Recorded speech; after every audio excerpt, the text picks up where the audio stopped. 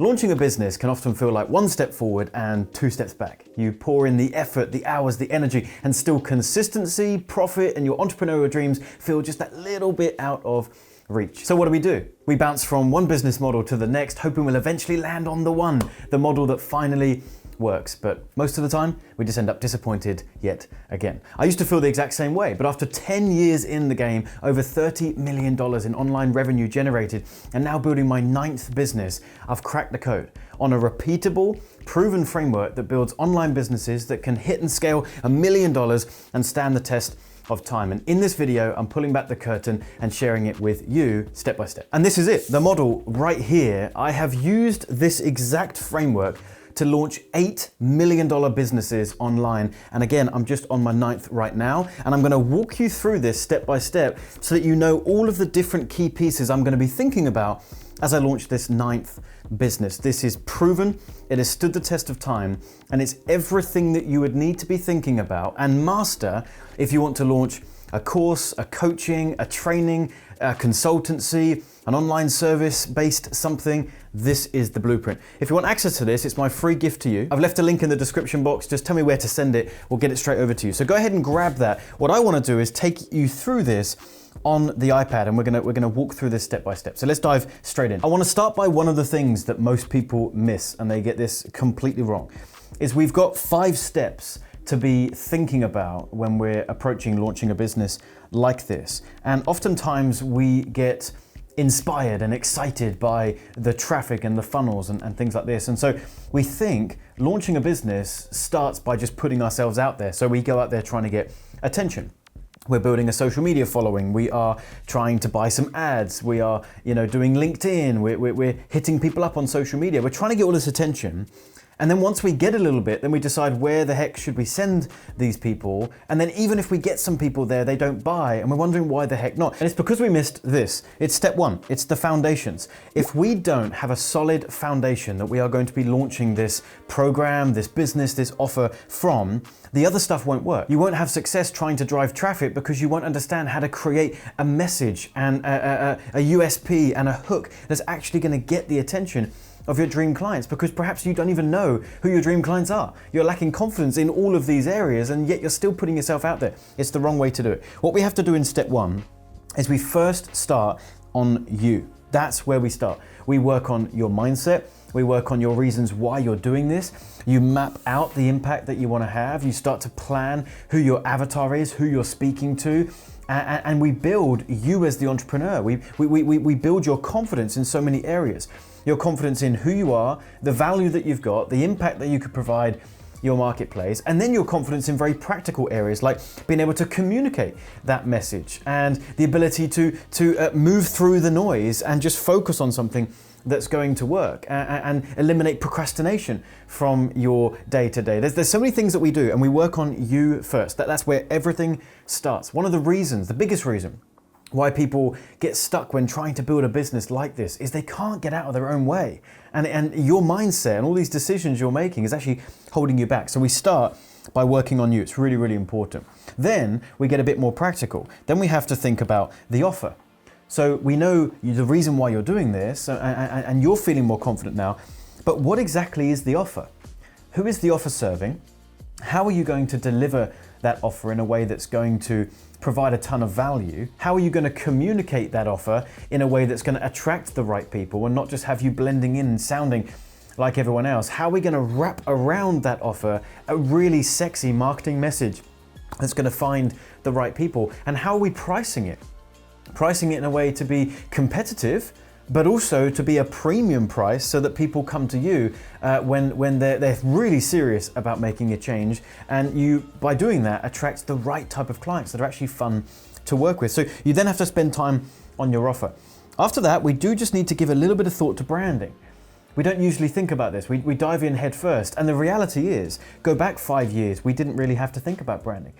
You could just launch a new offer, launch it on a sales funnel and make some sales. But now, in an age that is driven by AI and the opportunity has been opened up to the masses. Anyone can launch an online business now. We do have to set ourselves apart, and branding helps us to do that. Just a little bit of brand messaging and style, and the way you're communicating your brand, the way you set up your social media, how it looks visually, that stuff is a little bit important, and we do want to set that in the foundation. And then finally, you've got operations.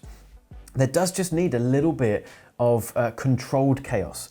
In the beginning, when you launch a business, it is a bit chaotic, and there is a reality to where you are just throwing spaghetti at the wall and see what sticks.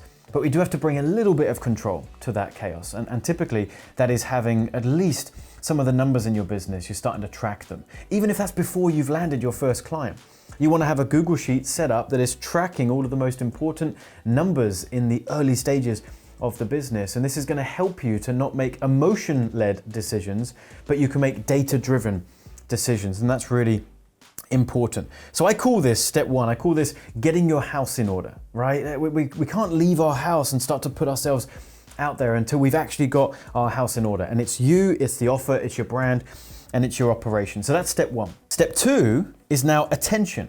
Once we have our house in order, now we want to start to put ourselves out there because we're confident in who we are, what we have, and who we're trying to serve. And there's 3 ways that we can get attention online. It's easy to remember. It's buy it, build it, or borrow it. The first one, buy it. This is where you're going out there and you're buying ads. You're going onto Meta and launching ads on Facebook or Instagram. Maybe you're going on YouTube and running ads there, on LinkedIn, on Google. There's no shortage of platforms where you can exchange your money and get some traffic, okay? Having a traffic problem is never really the issue. We can always get traffic. It's almost always a conversion problem, which we'll talk about next. So if you have some capital available to launch your business quickly and get it out there, the fastest route is to go ahead and buy some of that traffic and get in front of people immediately. So that's buy it traffic. But then what's the next one? Well, the next one is build it traffic. Build it traffic is where you're going out there and you're building a following. You're launching a YouTube channel, like perhaps where you're watching this video right now, and you're building a subscriber base and you're putting out great content on a consistent basis, and people are starting to follow you and follow your journey and get increased value from what you're doing. Maybe that for you is on Instagram, you're building a profile there. Maybe you're building a profile on LinkedIn. Maybe there's another platform that is a better fit for the type of business that you're launching, but you're establishing yourself on a platform and building that with value and content, and in so doing, you're getting a subscriber base or a following. So that's build it traffic. Now this is for those of you that perhaps don't have budget for paid ads initially, and so you are forced to go the slightly slower route, which is building content and an audience. And then finally, we got borrow it. Borrow it is where we're now going out there and finding other people that have already done the buy it or the build it, and they have the audience that you want. And now we find ways to get in front of that audience and partner up with those people. We're borrowing their audience. This might look like being hosted on a podcast. The listeners of that podcast are your dream clients. That might be getting on stages with other people that are running events, and you get to be a speaker there. And again, you're now borrowing that audience. You're just being placed in front of them. This is a bit more of a slower burn. It takes time to build those relationships and those friendships. And ultimately, if you want a business that can scale to the $1 million and beyond and have an incredible impact and have you becoming industry famous and you're known as the go-to in your industry, then the ideal is that you have all 3 of these. That you have a buy it strategy in the business, you have a build it strategy in the business, and you have a borrow it strategy in the business. Now, where does all this traffic go? Well, we've got to send it somewhere, and this brings us to step 3, which is the marketing. Marketing and sales are separated. We want to talk about these and think about these differently. The first thing is lead capture, okay? When you are running any sort of traffic online and getting any kind of attention, the first thing you want to be doing is sending them to a place where you're capturing them as a lead. You're getting their name and their email at a bare minimum, but ideally you're getting a phone number as well. Because if you don't do this and you send people first to a page that has all the details on your offer and your business and what you do, well, now you're going to have most of those people bouncing off of that page and you've got no way of contacting them again. So we want to send all of that attention through some kind of lead capture mechanism first. Then we send them on to your conversion vehicle, because now if they don't take the action, you've got a way of following back up with them, which we'll talk about a little bit later on. So everything starts with lead capture so that you have all these leads that then drop down into your email list bucket, which we'll talk more about a little bit later on. Then we have a conversion vehicle. It's all well and good generating leads, but we need to send them through some kind of vehicle that's going to provide more value and actually make an offer for the business. A big mistake, again, that people make in the early stages of launching a business like this is they think about lead capture, but then they don't do anything on the other side of that to monetize the business. So we put together a lead magnet. You could call this a lead magnet as well. I've offered it to you for free in exchange for your information, and I hope that this is the start of a relationship here. And so this would be a lead magnet. What you'll notice is when you opt in for this, I send you somewhere next. There's the next thing to do. It's going to be me providing you more value in some way. I've got a training that's on the other side of this. There's other things that you're going to be able to do where I can now provide more value to you, but there'll be an offer that I'll also make, and that'll happen pretty soon. And so the mistake people make is they put a lead magnet together like this, and all they do on the confirmation page is say, hey, thanks so much for requesting that. It's making its way to your email inbox. Bye-bye. And that's it. There's nothing else on the page. Whereas that is the one page in the business where 100% of your leads are seeing it. We need to make the most of that. Now, there's different things you could do. You could send someone from lead capture to watch a VSL, a video sales letter. You could send someone from there to register for an online challenge or an online event that you've got. What I like to do typically is send people to a webinar presentation. I have just found that that works the best for our business. We're sometimes exploring and testing different strategies for that conversion vehicle, but right now, 10 years on, I can't find anything that beats a webinar. It's perfect because you get the lead capture by registering for the webinar. So you don't even need a lead magnet because they just register for the webinar with their details, and then they go into a vehicle where a webinar just is the perfect combination between two things, providing more value and making an offer. And so I love webinars, and I just think they're the best, okay? But regardless, step 3, you need to decide what your lead capture strategy is and your conversion vehicle. And then step 4, now this is when we think about sales. And there's 2 different ways to think about sales. We've got one-to-many selling and we've got one-to-one selling. You need to decide, based on up the top here, getting your house in order, what is the offer and how much are you charging and who do you want to serve and how are you going to serve them? Well, you would have already decided on this. Do you want to have an online course that you can sell lots and lots and lots of these, but you're not really having that one-to-one touch with every customer? Or do you want to have a more premium price thing where you're limited by how many people that you can have, but it's very high touch? The way in which you sell both of those is different. If you're going to sell a $1,000 course and you want to sell loads of those, well then we are going to be doing a one-to-many presentation where we're going to make the sales offer in the webinar or in whatever other conversion vehicle it is that you have, and give people the opportunity to go ahead and purchase and become a customer, and we never needed to speak to anyone on the phone. There's pros and cons to this, as there is with one-to-one, which we'll get to in just a moment. The pros are that you're able to make a bunch of sales without having to ever speak to anyone, and so you can scale the business.